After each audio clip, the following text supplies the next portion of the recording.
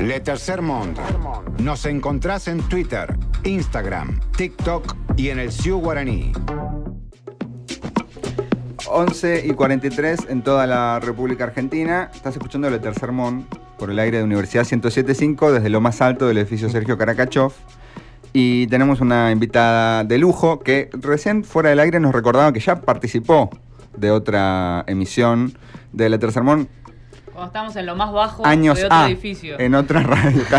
Desde lo más bajo. Desde lo más bajo de un centro cultural. Sí. Y bueno, tiene la gentileza de visitarnos nuevamente. Es Emilia Di Piero, que es doctora en Ciencias Sociales, magíster en Ciencias Sociales y en la especialidad de Educación, y es socióloga de la Facultad de Humanidades y Ciencias de la Educación de esta Casa de Altos Estudios que es la UNLP. Bienvenida, Emilia, gracias por aceptar nuestra invitación. No, gracias a ustedes por esta invitación, un gusto, siempre escuchamos el programa, lo seguimos desde Cemento, desde allá, desde el Centro Cultural, así que acá estamos, un placer compartir esta mañana de sábado preciosa. En la ciudad de La Plata. Le pusiste mucha garra. Se valora, sí, se valora el doble. Nadie dijo nada de que llovía, de mirá que llueve. Se mantiene todo igual. Bueno, Emilia es autora también de este libro que las personas que están mirando en Twitch, a ver si ahí lo agarra. Si la cámara te toma. Sí, que se llama Escuela Secundaria, Desigualdad, Meritocracia e Igualitarismo en Secundarias Universitarias en La Plata, porque vamos a hablar de educación hoy. ¿Está en crisis la educación, Emilia? Bueno, me siento novarecio. Emilia tiene una voz muy radial. Sí, es verdad. Bueno, gracias. Calzás bárbara. Bueno, la pregunta es una pregunta fuerte para iniciar, que me parece bien empezar así, para no andar con chiquitas. A mí me parece que hay distintas cuestiones que se cruzan para poder responder esa pregunta. Por un lado, algo que tenemos que considerar es la expansión del sistema educativo, sobre todo en los últimos años. Si pensamos en el nivel secundario, estamos pensando en un nivel educativo que desde el año 2006, a partir de la Ley de Educación Nacional, se transforma en un nivel obligatorio, un nivel que había nacido allá por el siglo XIX, pensado para una élite que fuera la élite dirigencial del país, varones sobre todo, y que ya en el siglo XXI se le está pidiendo, se le está exigiendo, que se le modifica el mandato a ese nivel educativo hacia un mandato vinculado con la inclusión, en primer término, y la democratización en términos de quiénes van a acceder y de quiénes se le pide al nivel que aloje, ¿sí? Entonces ahí hay algo que sí, evidentemente va a tener que ver con una crisis vinculada con esta cuestión del cambio de mandato, de una expansión, de una ampliación, que no es solo para el nivel secundario, también el nivel superior transita una ampliación en el siglo XXI, ¿sí? A nivel mundial, y en el caso argentino en particular esto se ve, y esto efectivamente trae distintas dimensiones, distintas cuestiones que van apareciendo. Ahora, cuando decimos crisis, no quiero decir esto de cuando decimos crisis decimos oportunidad. No quiero decir eso, pero sí quiero decir algo de que muchas veces aparecen discursos nostálgicos de la escuela del pasado, que a mí me parece que hay que discutirlos, hay que problematizarlos, porque tiene que ver con esta idea de una edad de oro, de la escuela del pasado era mejor, del siglo XX Cambalache y la decadencia educativa, como esos discursos, que un poco lo trabajé eso en el libro. Y que nadie iba a la escuela secundaria, entonces era claro. Qué linda la escuela, pero no iba nadie. Exactamente, Pati, tal cual. Entonces es una nostalgia del pasado, del nivel secundario, que cuando uno se pone a preguntarle a esas mismas personas que dicen eso, si sus padres, si sus madres, si sus abuelos habían transitado por la escuela secundaria, la respuesta es no. Porque a esa escuela secundaria que se idealiza y se romantiza, a esa escuela del pasado, efectivamente accedía una porción mucho menor de la población, porque el mandato del nivel secundario era otro. Entonces, ya desde el año 2006, cuando la secundaria se transforma en un derecho, ¿sí?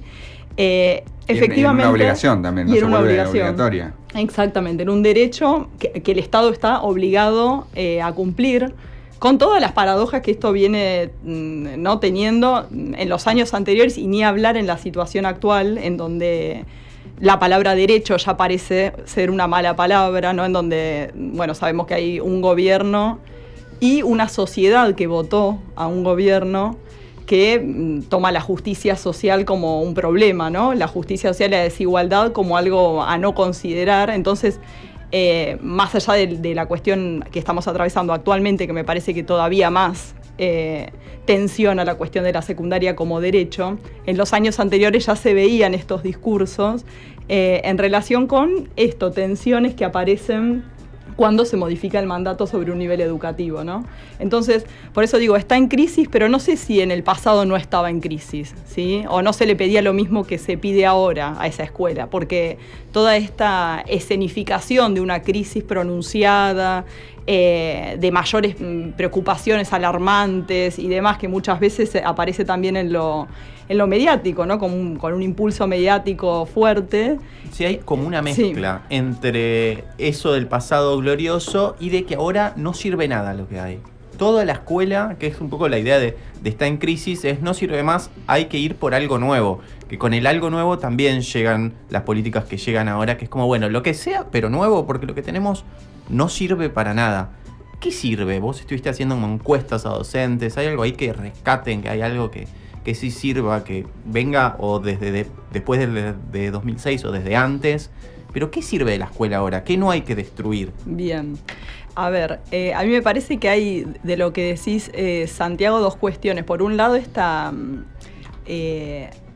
romantización de la idea de innovación, ¿no? Como de innovar como una palabra casi sagrada, en donde, bueno, siempre hay que innovar y cambiar porque eso va a ser mejor. No sé, uno podría pensar, bueno, que tal cual, como vos lo estás planteando, ¿no? De lo que tenemos nada, todo hay que tirarlo a la basura, están así, ¿no? Porque todo eso, bueno, implica que los actores que están ahí tampoco sirven, ¿sí? Entonces es a los docentes, a los estudiantes, digo, a todo el aparato que hoy tenemos, sin tampoco glorificar cómo están o cómo está hoy dado las cosas, ¿no? Sin decir que lo que está dado está bien, porque efectivamente cuando decíamos se expande el sistema educativo, se expande el nivel secundario, también el nivel superior, la expansión del nivel primario sabemos que es algo histórico, algo de lo que nuestro país hizo bandera en la región, ¿sí? Entonces es distinta la dinámica en ese nivel. E Inicial tiene muchas deudas, por eso no me estoy metiendo ahí, tiene muchas deudas referidas a expansión y es muy importante. Uno a veces no le da la importancia que tiene a Inicial. Inicial es el jardín. Gracias, Manu. Inicial es el jardín de infantes y efectivamente uno piensa, bueno, son chiquitos, no pasa nada, y pasa de todo en esos años, son los años más importantes para la formación de una personalidad, de un sujeto, entonces a veces se descuida eso, después efectivamente las estadísticas muestran que a menor es el momento de inicio de esos procesos de escolarización, de estar con otros y demás, mejores después son las trayectorias de esas personas, entonces es un nivel que a veces no le damos en la investigación, digo, la importancia que tiene, pero digo, más allá de todo ese proceso de expansión, hay desigualdades persistentes, ¿sí? Que tienen que ver con qué sectores sociales llegan, con qué sectores sociales egresan de esos niveles educativos, ¿sí? Cuando uno mira los quintiles de ingresos, algo ahí soy la socióloga, me sale a flote, está muy pero bien, está muy bien. Cuando uno mira los quintiles de ingresos, sabiendo que el quintil 1 es el de menores ingresos, el quintil 5 de mayores ingresos, dividiendo la población en 5 grupos, vemos que los quintiles de mayores ingresos tienen mejores resultados educativos. Entonces hay deudas que todavía al día de hoy tenemos en relación con las desigualdades. Hubo una amenaza ahí de corte de luz, pero seguimos, siga.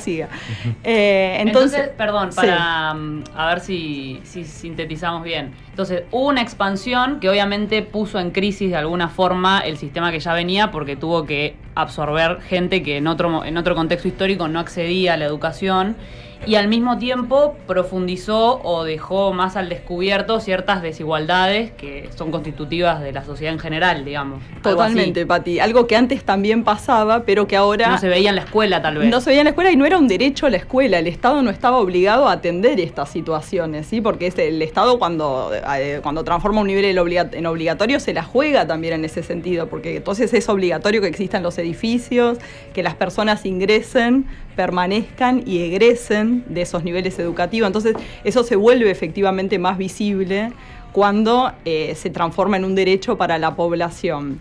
Y después respecto de lo que decías, Santi, sobre qué cuestiones sí son valiosas de lo que sucede en la escuela, a mí me parece que hay una dimensión que tiene que ver con la escuela como un espacio en donde tiene que pasar algo que no pasa en otros espacios necesariamente, ¿sí? Como un espacio en donde se democratiza el acceso a un patrimonio cultural de la humanidad, ¿sí? Eso es lo que la escuela tiene que poder hacer, ¿sí? Es como lo que esperamos que en la escuela suceda, así que se acceda a ese patrimonio cultural de la humanidad, al que no todos, no todas, no todos tenemos acceso en nuestra misma medida y de la misma manera. Entonces, eso que tiene que ver con algo que ahora voy a hacer... El chivo que no hice antes con el libro lo voy a hacer con uno que va a salir. Están llamándolo. Con otro. Claro, con uno que va a salir porque tenemos un libro en prensa con el equipo. El equipo es el grupo de estudios sobre desigualdades educativas y sociales, el GESDES, que está radicado en la Facultad de Humanidades y Ciencias de la Educación, bueno, junto con el CONICET. Con el equipo trabajamos en un libro que se llama Ampliar Horizontes y que entendemos que tiene que ver con eso, con que la escuela busque ampliar los horizontes y nuestros puntos de partida en términos de lo que conocemos, de lo conocido, ¿sí? Ahora, ¿qué es lo que pasa efectivamente y qué es lo que encontramos en nuestras investigaciones, en lo que vemos, que es desde donde yo puedo hablar, ¿sí? No por esto de ¿cómo es la frase? Desde mi humilde... no es por caer en eso de esa...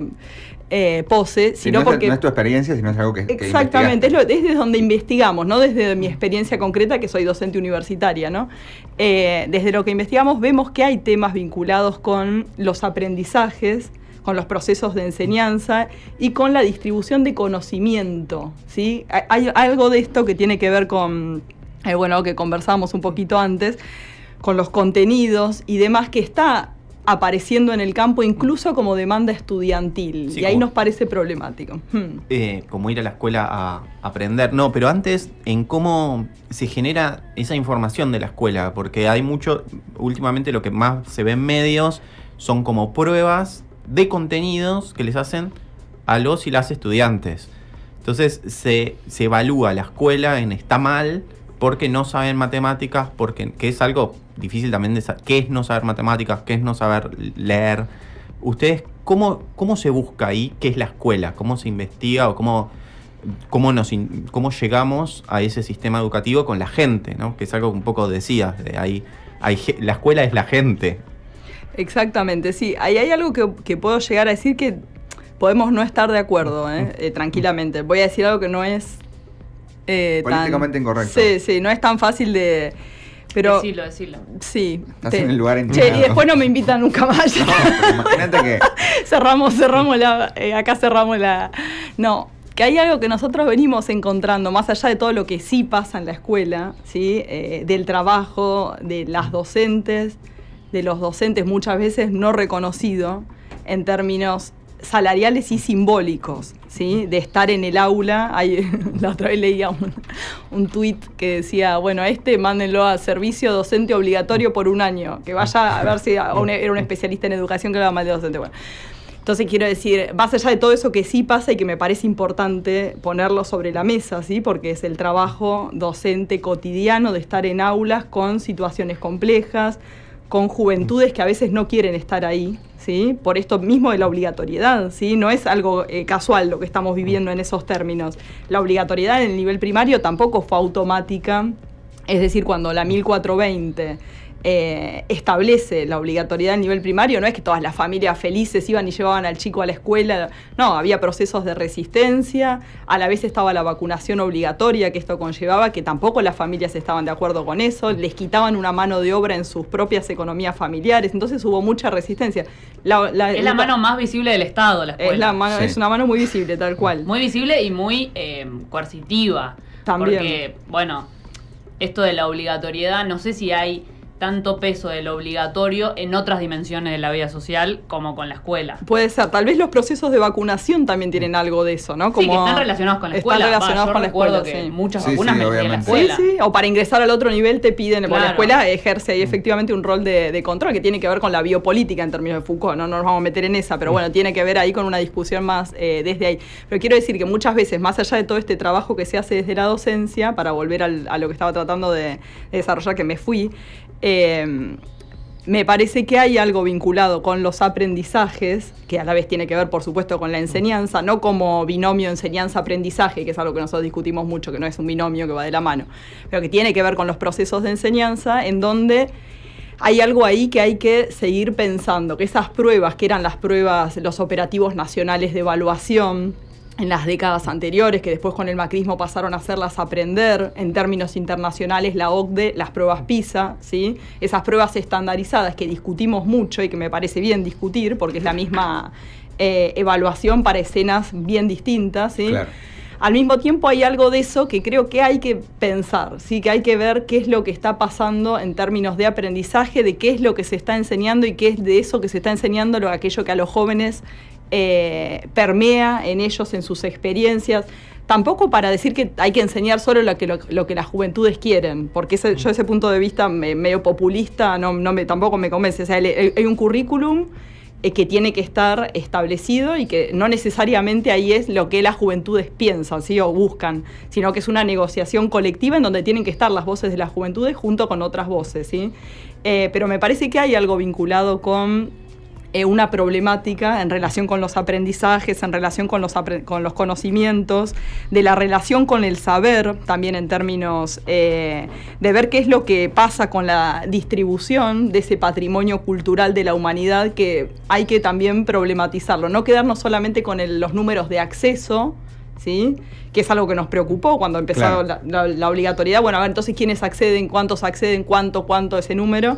Sino, bueno, ¿qué es lo que pasa cuando están adentro? ¿Sí? ¿Están aprendiendo? ¿Qué está pasando adentro de la escuela? ¿Sí? Hay algo de eso que yo sé que esto que estoy diciendo no es la posición más cómoda, porque es algo que no es tan... Sí, porque muchas veces la demanda es que los chicos estén en la que escuela. estén en la escuela, sí. Porque eso también soluciona una dinámica de la vida familiar que también es muy importante, pero a veces poco se discute qué es lo que sucede adentro, o solamente se discute para decir, desaprobaron, los chicos de 4º grado no saben, esos títulos que salen en los diarios, no saben sumar ni restar. Sí, claro. Estamos con Emilia Di Piero, que es socióloga y especialista en educación secundaria, sobre todo. Vamos a escuchar una canción y volvemos con ella. Esto es Wire Mannequin. 12:04, seguimos en La Tercer Mundo. Estamos con Emilia Di Piero, que es socióloga y especialista en educación. Estábamos hablando un poco de la escuela en general, en particular de la escuela secundaria. No, y además llegaron niñas. Llegaron niños. No, de sí. repente llegaron niñas. Fue como, uy, no, nos estaban escuchando. Como si fueran las vacaciones de invierno, que se llena de niños el estudio. Todo. Hermoso. Niños que están, por supuesto, escolarizados. Claro. No, veníamos hablando de los contenidos y de cómo se discute o quiénes discuten qué es lo que se enseña en la escuela, si es que la escuela tiene que enseñar, porque eso también es como que algunos lo discuten y otros lo dejan de discutir o dejan espacios también. ¿Cómo ves esa discusión, Emi? Sí, a mí me parece que con esta cuestión justamente de la obligatoriedad hubo un corrimiento ahí en algún sentido de la discusión desde la preocupación por el acceso, que es una preocupación obviamente legítima, porque si las personas no están en la escuela, ¿qué le vamos a pedir a la escuela? Necesitamos que primero estén en la escuela. Pero además de eso, necesitamos que en la escuela pase algo significativo para esas personas, ¿sí? Significativo en términos de que se aprenda, que se genere este cambio respecto de la posición original, ¿sí? que se pueda dar ese salto respecto de la posición original a partir de la propuesta que la escuela hace. Y ahí me parece que es fundamental la cuestión de los aprendizajes, porque muchas veces aparecen en algunos discursos esta idea de que los aprendizajes, es cuando uno plantea, bueno, pero ¿qué pasa con los aprendizajes? Bueno, eso no es bandera nuestra, ¿no? Digo nuestra como en un gran colectivo. Ahora está progre, es como que tiene ahí toda una crítica, no va a decir progre, pero de lo que es nuestro grupo, nuestro espacio, ¿no? De pensamiento, en donde queremos que las personas vivan mejor y que el Estado acompañe esa mejora y ese bienestar de la población. Digo, en ese gran colectivo que podemos pensarnos así. Y termina pasando que el aprendizaje lo termina tomando como una bandera a la derecha, ¿sí? Con las pruebas, a partir de las pruebas, bueno, me acuerdo todo lo que fue el macrismo, ni hablar ahora, bueno, Bueno, ahora igual están con los vouchers, hay como otros temas, ¿no? También presentes en la agenda.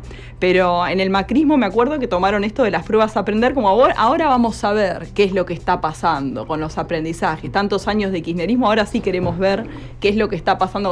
Bueno, a nosotros también nos importan los aprendizajes. Nosotros no estamos renunciando a esa bandera, no se las estamos regalando. Entonces hay algo que hay que ir a disputar. Me parece que hay algo de disputa en eso. Ahora este gobierno está con el tema de la alfabetización, como que también es como un debate respecto de, bueno, los chicos no saben leer en la escuela, no aprendieron a leer en estos 20 años de kirchnerismo, entonces tenemos que hacer una campaña de alfabetización, más o menos ese es como el argumento. Sí, y es más terrible todavía, porque alfabetización es algo que no necesariamente es al kirchnerismo, ¿sí? Es mucho más atrás todavía, ¿sí? Claro. Es como decir, esto fue un fracaso, ¿sí? Como el sistema educativo fue un fracaso y hay que ir por procesos que en principio no son los que uno pensaría que preocupan en mayor medida en términos de indicadores estadísticos, ¿sí?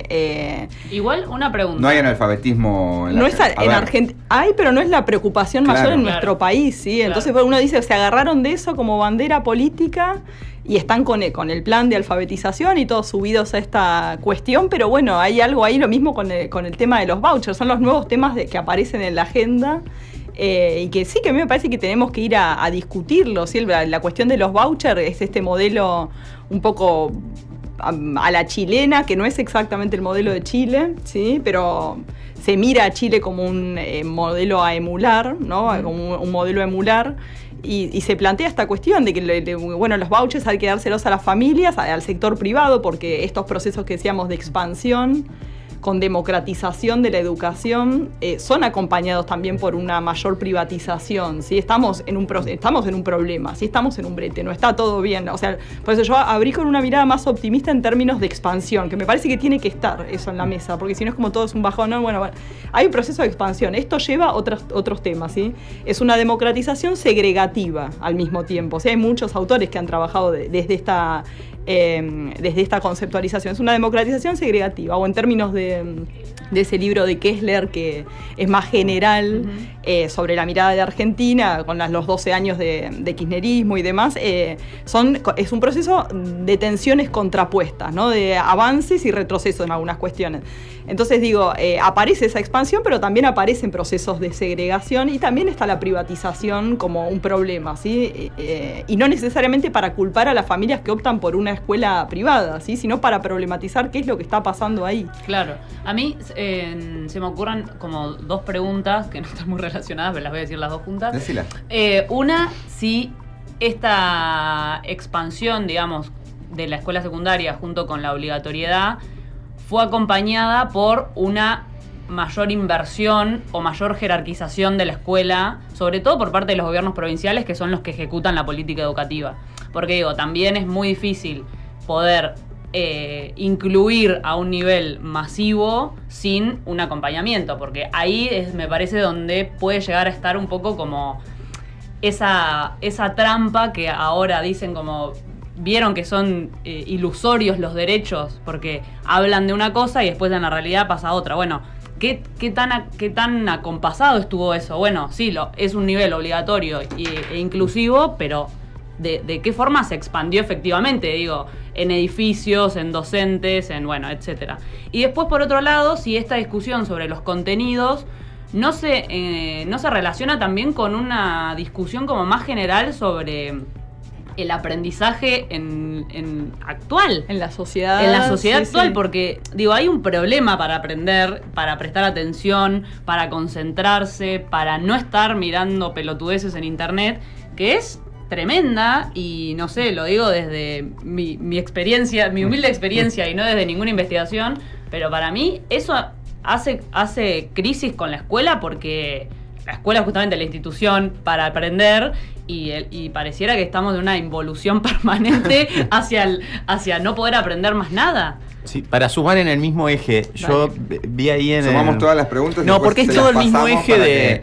de los contenidos que cuando se termina de ver es cuando ves que en las escuelas especiales que hay, que es el otro lado de la escuela secundaria, la escuela secundaria especial, donde se enfatiza más en que el contenido no importa, la formación... ¿Qué sería una escuela especial, perdón? Una escuela especial es una escuela donde van personas con discapacidad. Ah, está bien. Donde la formación docente ya no es en una disciplina, es en una discapacidad, y ahí está eso de, bueno, no importa tanto los contenidos, importa que estén adentro de la escuela.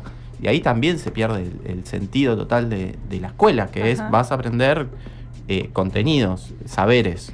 Claro, y termina siendo hasta un espacio que las juventudes no encuentran ahí demasiados, no les hace sentido a para qué está obligatorio, ¿no? Esto es muy complejo, es como, bueno, en un momento está el tema de, bueno, las juventudes están de acuerdo con esta obligatoriedad o qué están pensando, porque hay un problema de ausentismo, no docente necesariamente, que es lo que aparece en los diarios, ¿no? De ausentismo estudiantil también, ¿sí? Donde las fichas de los docentes muestran que acá hay después podemos poner que están aprobados y demás, pero hay un tema que de ausentismo que está mostrando también que para qué uno va a un espacio, ¿no? Mismo nos pasa a nosotros cuando están acá ustedes un sábado con este tiempo. Sí, la verdad que no sé qué es lo que nos convoca, entiendo perfectamente a los estudiantes. Yo estoy acá. Encima vine con los chicos, mi pareja. Una salida familiar. No, claro, prácticamente nuestra salida del fin de semana, vamos a decirlo. Pero digo, estamos acá porque uno encuentra un sentido estar acá, ¿no? Es porque, bueno, lo mismo uno piensa en términos ideales, tendría que pasar con ese espacio que aparece como obligatorio, pero bueno, hay que cargarle un contenido que pueda dialogar ahí con alguna...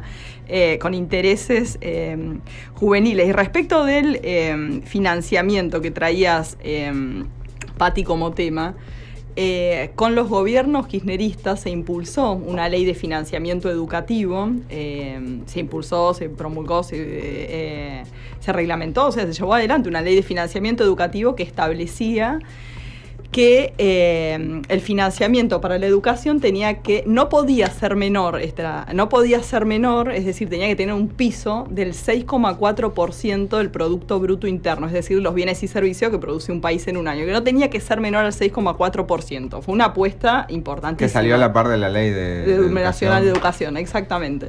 Ahí lo que después se vio con el transcurso de los años es que raramente esto llegó a implementarse, ¿sí? En términos de implementación completa. No llegó a ese 6,4, raramente se llegó, sí se aproximó. Entonces hubo una apuesta también desde el financiamiento. Me parece que ahí, efectivamente, como vos marcás, hay avances y después deudas pendientes y deudas también en términos de las jurisdicciones en un país federal. Sí, no es lo mismo. Nuestro país tiene grandes desigualdades en términos federales. Respecto de la cuestión educativa, hay provincias sobrecargadas de estudiantes y de docentes y con menos presupuesto, y provincias con mucho menos cantidad de matrícula y más presupuesto, ¿sí? Por las regalías, por lo que sea, pero tienen mucho más presupuesto para destinar a educación. Entonces, es un país que, además de todo lo que estamos hablando de las desigualdades de los sociales, que eso tal vez es externo a lo propiamente educativo, además reproduce y profundiza desigualdades en términos de las provincias, ¿sí? En términos provinciales. Entonces ahí me parece que hay un panorama y un abanico que es bien complicado en términos federales de la educación argentina como una educación federal, en donde hubo una apuesta importante por ampliar el financiamiento y al mismo tiempo no alcanzó, ¿sí? No es suficiente con lo que pasó en términos de financiamiento. Y después sobre el otro que traías, de esto de cómo aprender y qué está pasando, a mí me parece que hay que pensarlo en términos más amplios, ¿no? Como un proceso de crisis civilizatoria, ¿sí? En relación con esto de Twitter, ¿no? De la educación, de la digitalización. También hace poco fui jurado de una tesis que tenía que ver con esto, con cómo cómo leen las ingresantes y los ingresantes en una facultad en concreto, ¿no? ¿Cómo leen? Pero ¿cómo leen? Entonces miraba las prácticas de lectura y aparecía esto de la lectura en el celular, ¿no? Sí, nadie compra una fotocopia. La fotocopia como algo en desuso. Yo lo milité todo el cuatrimestre en vano. Creo que de 60, 2, 3 tenían la fotocopia. Y es complicado porque hay que ver esto, qué es lo que está pasando con esos modos de lectura, en donde es eso, uno está leyendo un texto, de repente está ahí hablando con Foucault, qué sé yo, y de repente cae un WhatsApp de una amiga de tomar una cerveza y bueno, entonces me voy al chat y después vuelvo. En el mejor de los casos. En el mejor de los casos. Entonces pasan cosas distintas en la cabeza, ¿no? De esto yo no, por supuesto que no tengo ningún tipo de respuesta para dar, solamente sí entiendo que hay una crisis más grande en términos civilizatorios que tiene que ver con la digitalización, en donde, al menos desde mi punto de vista, no tengo claro cuál es la mejor opción a tomar con esta discusión también de los celulares en el aula, sí o no. El otro día en un encuentro que estuve, que no era un encuentro académico, había estudiantes secundarios que planteaban que a ellos les pasa que el celular es un espacio donde estar, así lo dijeron. Eso me pareció muy fuerte la expresión. Es un espacio donde estar. Entonces que muchas veces lo que está pasando en el aula no les interesa, no están conectados con lo que está pasando. Entonces se van a un espacio distinto donde están. Me pareció muy loca la expresión. Sí, porque discute además con esta idea de que hay un mundo virtual y un mundo real, cuando el mundo virtual es totalmente real y a veces más real y más convocante que el supuestamente virtual, ¿no? Eso me pareció, como la expresión que usaron me pareció muy llamativa. No, que la disputa ahí también se da, que aparece en los discursos de derecha, de la prohibición del celular, de la capacidad del sistema educativo de poner algún límite, de fijar alguna regla, porque por el otro lado está eso Totalmente. de, bueno, podés hacer lo que querés, cuando querés, como quieras, manejate, y no, digamos, hay una necesidad en ese diálogo de los docentes-alumnos, de poner alguna regla, de decir, che, pasa algo que tenga, no sé si consecuencias, pero ¿qué? ¿Cómo sería? ¿Qué hacemos ahí en nuevas reglas? ¿Qué aparece? Porque hay cosas que pasan en la escuela también. Pero la escuela perdió también esa función, ¿o no? No, los docentes generan. Lo que pasa es que es muy diverso, pero hay algo ahí que está pasando. Tiene que haber ciertos límites. Antes por ahí, ahora sí estamos hablando sin Emilia, pero la autoridad. Yo no soy autoridad. La autoridad escolar estaba como estaba a priori, como que estaba garantizada, decir. Y ahora es como que cada docente tiene que medio que ganársela. Y es quizás de las cosas más difíciles que hay que hacer, que tiene que hacer un docente, como ganarse la autoridad o ganarse la legitimidad para que uno dice algo y más o menos los estudiantes no solo lo hagan, sino que además entiendan que así funciona o que los beneficia. No, y además que también es re difícil sostener y ejercer la autoridad y la legitimidad de ciertas reglas con ciertos castigos. Por ejemplo, ¿qué vas a echar a alguien de la escuela? Y eso entra en tensión con la permanencia y con la obligatoriedad y con la integración. Entonces, ¿cuál es el castigo? Al final, échame, me estás haciendo un favor, ¿entendés? Porque no quiero estar acá, por ejemplo, ¿no? Creo que es algo que trabajás en el libro, digamos, cómo las escuelas, por lo menos las escuelas universitarias y la universidad, me hace pensar a mí que tiene los mismos mecanismos, tienen mecanismos de expulsar a la gente. Y cómo, en vez de ser, como eran antes, muy explícitos, creo que les decís soft, son implícitos. La escuela sigue expulsando a la gente y es por cosas más crueles ahora que antes. Estaba menos, claro, tal cual. Es como, tiene que ver con estos procesos de desinstitucionalización, ¿no? Que no solo atañen a la escuela, es más general en términos societales. Pero tiene que ver con estos procesos donde hay menos rol y más personalidad, por decirlo de alguna manera, ¿no? Como menos rol establecido en términos, no sé, de Parson, qué sé yo, como de lo que la institución pide, entonces yo cumplo con lo que la institución pide y algo que ya está premoldeado. Y más juego yo con mi personalidad, de qué hago en ese espacio. Y esto es, como decían, o sea, es muy exigente para el docente tener que estar ahí, poner en juego a su personalidad, tener carisma para que le den bola, es como es un montón lo que tiene que hacer. Tiene que conquistarlos desde el contenido y desde, no sé, el humor y desde esto y estar negociando lo otro. todo el tiempo, bueno, hacemos esto, pero la próxima hacemos lo otro, o bueno, está bien, ahora no hagan nada. Claro. Ahí creo que eso es una trampa, ¿no? Lo de poner más a jugar, que esa cuestión de la flexibilidad, en un punto hay una trampa ahí, de que es todo más flexible, más laxo y demás, y en una parte lo entiendo si pensamos en una escuela como la escuela del libro de Cohen, ¿no? Como esa escuela así tan rígida. Las ciencias morales, decir, claro, la Nacional morales. Buenos Aires de los 80. Sí, exacto, no me salía el nombre, gracias. De ciencias morales, como la escuela tan rígida, estricta, bueno. Hay algo de eso que efectivamente hay que conmover, ¿no? Pero después ya el otro extremo, en donde es todo el docente haciendo el show para que conquistar ese público estudiantil, es un engaño, ¿sí? O sea, primero la figura docente va a llegar un momento en que no va a querer estar nadie en ese lugar, ¿sí? Solo profes de teatro. Claro. No, sí, aparece O raperos. pero en los medios aparece como reivindicándose alguien que fue a la escuela disfrazado de Spider-Man y no sos terrible. un animador de fiestas. Claro. Es como, ¿cómo va a ser a la escuela disfrazado de Spider-Man? A no ser que tengas A no muchas ser ganas. Que seas una vos. fiesta de disfraces y esa sea la propuesta para un 21 de septiembre. Ay, qué bien.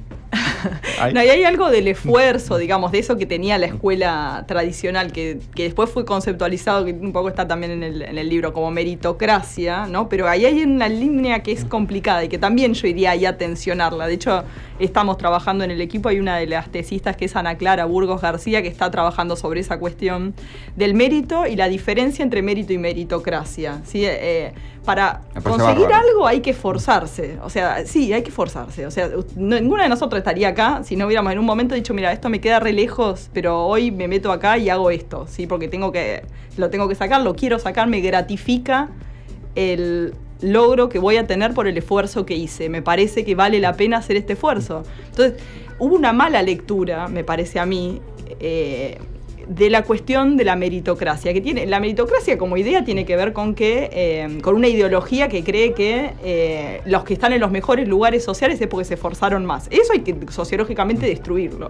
Sí. Lógicamente, es una falsa meritocracia. Una farsa, claro. Sí. ¿Desde dónde Galperín tiene más esfuerzo que el cartonero en serio, el cartonero que está carreando? Ya a veces pasás acá, ni a hablar últimamente, ¿no? Ves la gente cargando como un animal de carga y ¿qué esfuerzo mayor hace Galperín? Dale, contame otro. O sea, no va por ahí. O sea, entonces esa ideología de que el otro se esforzó más y por eso tiene una mejor posición es un engaño que tenemos la obligación de destruir quienes pudimos estudiar algo como sociología o vinculado, ¿no? Con la problematización de la humanidad.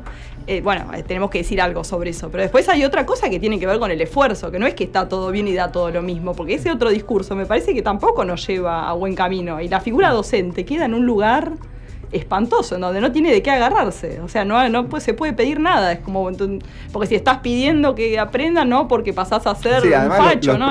Los propios estudiantes te exigen un poco el rol y el mérito. De por qué si yo hice más que... A veces, hay que negociar eso, pero por qué si yo hice más que fulanito, los dos tenemos la misma nota y qué sé yo. Es como que se diluye un poco. Yo estoy totalmente de acuerdo en discutir esa idea de la meritocracia y no dejarla... Creo que hay una mala lectura de la discusión, ¿no? La discusión está bien planteada, yo entiendo esa discusión y está bien planteada. El tema es que hay una mala lectura como una cosa que la leímos mal en términos de prácticas y después de lo que sucede en el espacio áulico, que termina jugando en contra del docente y del estudiante también. Sí, y también que como que deslegitima el esfuerzo que implica para mucha gente, no sé, terminar la escuela, ir a la universidad, querer convertirse en un profesional. Digo, mientras vos, por un lado, legitimás las instituciones, deslegitimás el esfuerzo que implica. Entonces también es contradictorio y es desmerecedor de lo que cada persona tiene que hacer subjetivamente para poder desarrollarse o progresar o lo que sea, no sé, en términos como lo querramos decir. Totalmente. Sí, este gobierno llega con la idea del esfuerzo, de que vos te esforzás y no lográs nada. Entonces, ¿dónde se valora ese esfuerzo en un país que cada vez te da menos oportunidades? Emilia, te agradecemos esta participación. Ya estuvimos como casi una hora hablando. Sí, a mí me quedó pendiente, pero para la próxima...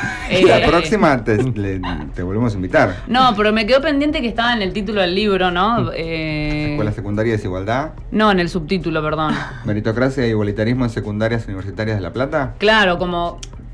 para la próxima, como qué pasa con los colegios nacionales, que yo tengo ahí y tenés que leer el libro. Tengo una pica personal con los colegios nacionales. Y va a estar peor porque es repicante. Me quedó ahí, pero bueno, ya pasó. Bueno, Emilia Del Piero, Seguir socióloga conversando. y especialista en educación, gracias por venir. No, a ustedes, muchísimas gracias. Seguimos con más hasta las 13, la tercera.